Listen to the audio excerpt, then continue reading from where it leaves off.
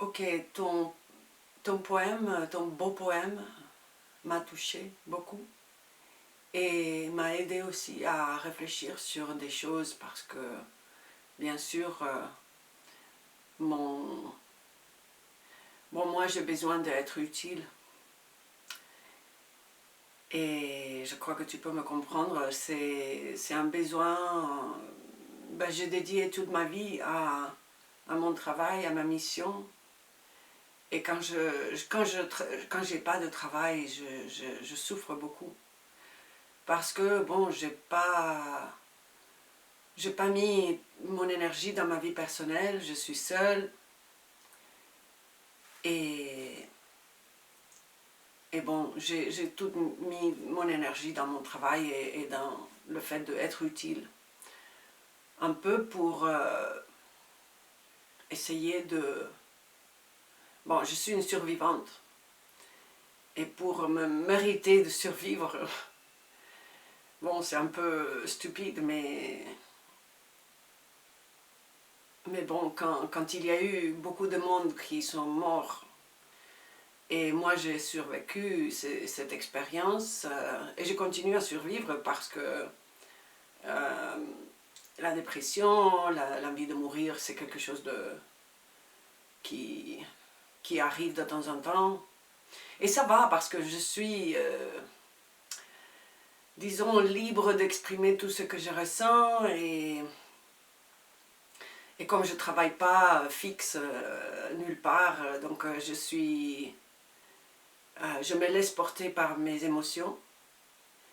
Bien sûr, dans mon travail, non, mais dans ma vie privée, je sors mes émotions et je plonge dans mes émotions, je plonge dans mon désespoir et je plonge dans tout.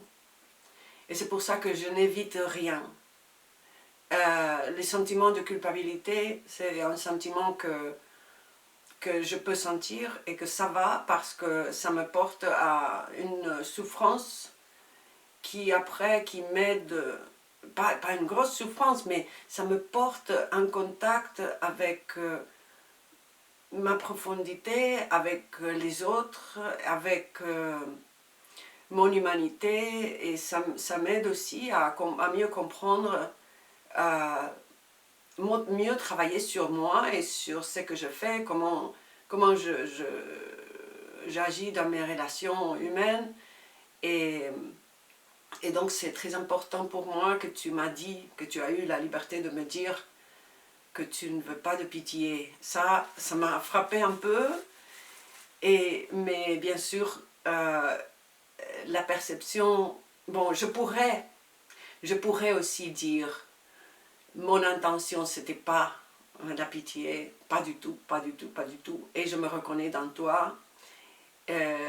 Ça vient plutôt de mon besoin d'être utile et, et mon envie, parce que quand il y a quelqu'un qui me montre sa vulnérabilité, pour moi c'est un cadeau. C'est un cadeau et, et je veux être utile et je veux protéger ou je veux aider ou je veux... Voilà. Et ça arrive n'importe la couleur de la peau. Euh, Bien sûr, dans mon travail, et tu vois, c'est comme j'habite toute seule, donc je mets toute mon énergie dans mon travail, et mon travail, c'est donner support aux gens. Et donc, c'est facile pour moi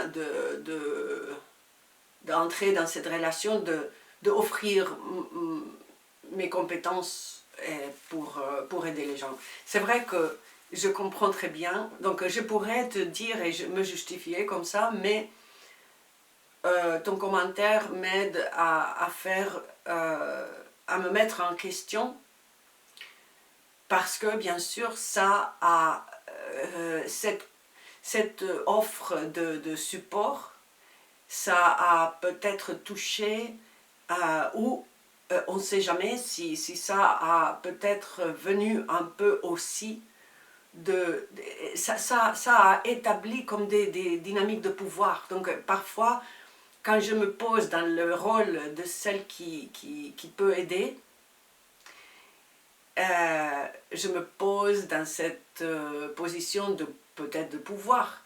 Et ça, je peux questionner, je peux mettre en question ça. Et, et justement, je voudrais, et c'est bien que tu me dis ça parce que ça permet à notre relation d'être transparente et de pouvoir regarder et mettre en question aussi les dynamiques de pouvoir. Et les dynamiques de pouvoir dans l'activisme et dans ce qui est en train de se passer avec Black Lives Matter est très important. Et je sais que moi, comme Blanche, je dois bien regarder mes dynamiques de pouvoir. En fait,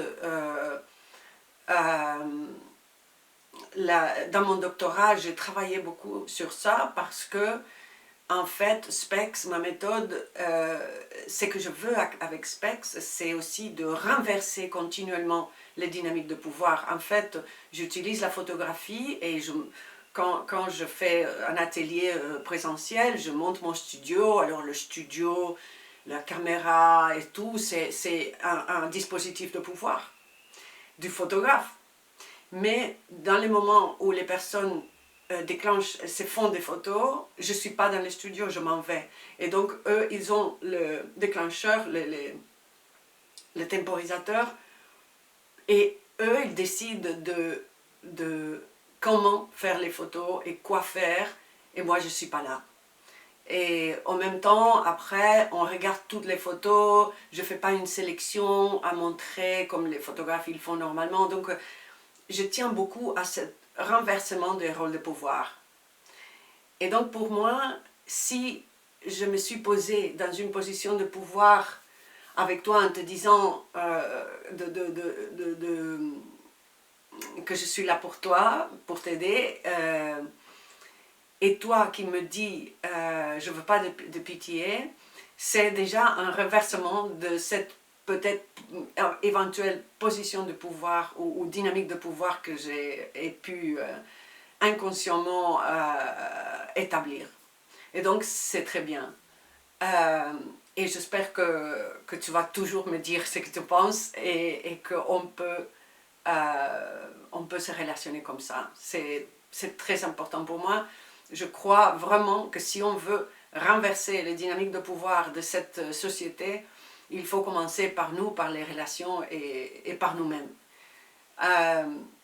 Les dynamiques de pouvoir, c'est quelque chose que j'ai souffert d'abord, mais après j'ai aussi voulu du pouvoir et même si, bon, je me suis mis toujours à côté des personnes marginales et marginalisées, ou marginales, et en fait, j'ai été moi aussi marginale. Et je travaille dans les prisons justement en essayant de me mettre dans une position égalitaire, en racontant ma vie, en étant transparente et en montrant ma vulnérabilité.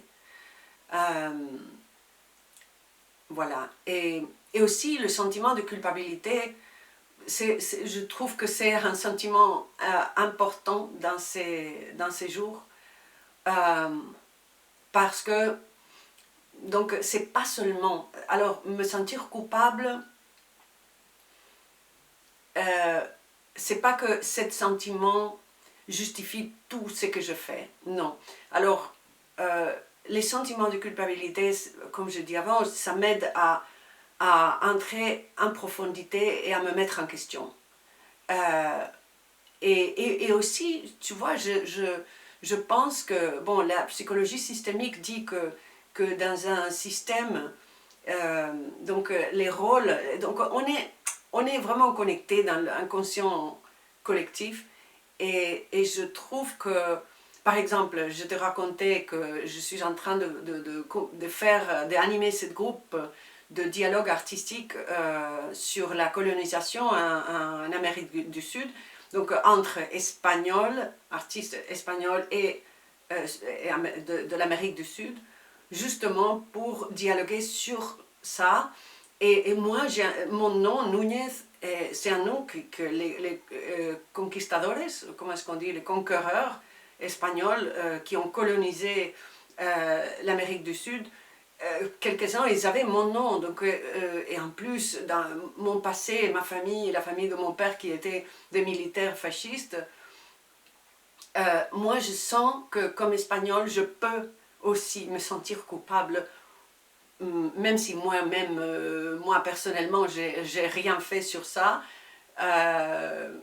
mais je peux prendre le rôle et me sentir coupable. Voilà, c'est comme, alors comme artiste, je prends un rôle de porte-parole euh, et, et je peux porter la parole, je peux prendre le rôle ou être porte-parole aussi des Espagnols qui ont colonisé, même si c'est un rôle très très inconfortable, mais eux, le gouvernement espagnol, il ne va pas le faire parce qu'en fait, ils ont refusé de demander des excuses au gouvernement mexicain qui les a demandées en octobre passé. Ils ont refusé, ils ne vont pas le faire. Alors quelqu'un doit faire. Et moi, systémiquement, je peux être porte-parole de ça parce que je suis très touchée par ça. Je crois que je suis convaincue que à travers l'histoire, les faits qui n'ont pas été punis, ils restent là. Ils restent là dans la collectivité et à travers l'histoire, n'importe combien de siècles ils sont passés, ça reste. Et quand quelque chose reste impuni, pas puni, dans la conscience collective, ça fait du mal parce que la collectivité ne comprend pas que ça, c'était mal, que c'était un grand mal. Et c'est pour ça qu'après, en Espagne, ça continue cette mentalité de l'extrême droite même, et de ne pas être responsable, de ne pas se sentir responsable. Alors si tu veux, au lieu de culpabilité, je veux prendre le rôle de la responsabilité en tant qu'Espagnol pour ce qui s'est passé dans l'Amérique du Sud. Et comme blanche, voilà, pas seulement donc comme espagnole, mais comme femme blanche, je peux absolument me sentir responsable, même si j'ai une fille qui est moitié noire, j'ai eu un copain sénégalais, j'ai travaillé beaucoup dans les prisons et j'ai beaucoup travaillé avec des personnes de couleur et j'ai toujours même admiré la force et le contact avec la nature, la honnêteté et je sais pas, quelque chose que j'ai vu en Afrique et que j'ai vu aussi un peu partout, où, bon, concrètement, je parle des Noirs africains, où j'ai vu ce contact profond avec les racines, avec la nature, avec l'honnêteté, avec l'humanité. En fait, quand je suis revenue, j'ai passé un mois en Afrique, au Sénégal, en vivant avec la famille de mon partenaire. Et quand je suis revenue, ma vie a changé parce que c'était comme une grande leçon d'humanité. Voilà. Mais néanmoins, je peux quand même d'abord regarder tout ce que je fais pour tout ce que je fais qui peut être aperçu comme privilège blanc ou comme une dynamique de pouvoir. Et ça, c'est quelque chose que je tiens beaucoup à travailler. Je travaille ça avec ma fille qui me dit, par exemple, dernièrement, elle m'a dit, parce que moi je lui avais dit, on parlait de Black Lives Matter et moi je lui ai dit, toi tu n'es pas complètement noir, comme ça. Mais je lui avais dit parce que je tiens beaucoup à la partie de moi qu'elle a pris, c'est pour ça. Mais je ne lui ai pas dit pour dire c'est pas si mal. Parce qu'elle a vu dans Instagram un commentaire de quelqu'un qui a dit, ah mais toi tu n'es pas complètement noir, comme si c'était une chance, tu vois. Et moi, je ne l'avais pas dit comme ça, mais elle m'a fait noter. Et ça, c'est très important. Donc, elle, chaque fois, par exemple, moi, je voulais toujours toucher ses cheveux parce qu'elles sont si beaux, et c'est ma fille, et donc je voulais la toucher, et la peau magnifique. Donc, mais elle m'envoyait des Instagrams qui parlaient de ça, que toucher les cheveux d'une femme noire, c'est quelque chose de raciste. Et donc, elle est en train de m'éduquer, et ça, c'est bien.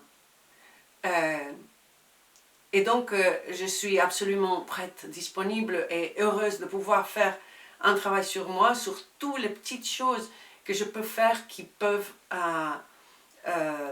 être aperçues comme racisme, ou que peut-être inconsciemment je peux donc imposer, ou que je peux inconsciemment, je suis en train d'établir des dynamiques de pouvoir en tant que blanche.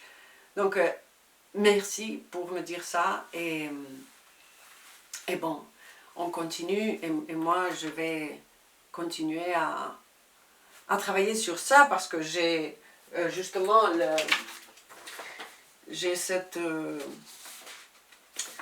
je suis en train de travailler sur ce livre de Layla Saad, de Me and White Privilege, moi et les privilèges blancs, et il y a des choses qui sont... que vraiment, ce sont des choses que, oui, j'avais remarquées quand j'étais ensemble à mon copain sénégalais, et je voyais un peu les difficultés, je voyais que chaque fois qu'on traversait une frontière ensemble, toujours la police, elle nous arrêtait. Tandis que si je passais toute seule, jamais il m'arrêtait. Donc, des choses comme ça, j'avais déjà remarqué, mais en regardant cette liste que Peggy Mac something, elle a fait, c'est très fort, parce que, bon, ça je veux faire dans une autre vidéo, parce que je ne veux pas que ça soit trop long, mais il y a beaucoup de choses que je suis en train d'apprendre, et de prendre conscience de ce que ça veut dire d'être blanc et ce que ça veut dire n'être pas blanc. Une chose que, bon, je t'avais aussi dit que je suis en train d'organiser, peut-être pour cet automne, un atelier ensemble à Alejandro. Alejandro, il est BIPOC, il est métis de Venezuela, et il est facilitateur de ma méthode. Alors toujours ensemble, on va offrir un atelier gratuit au BIPOC. Bon, voilà. Bon, ma belle, on continue. Je t'embrasse bien fort.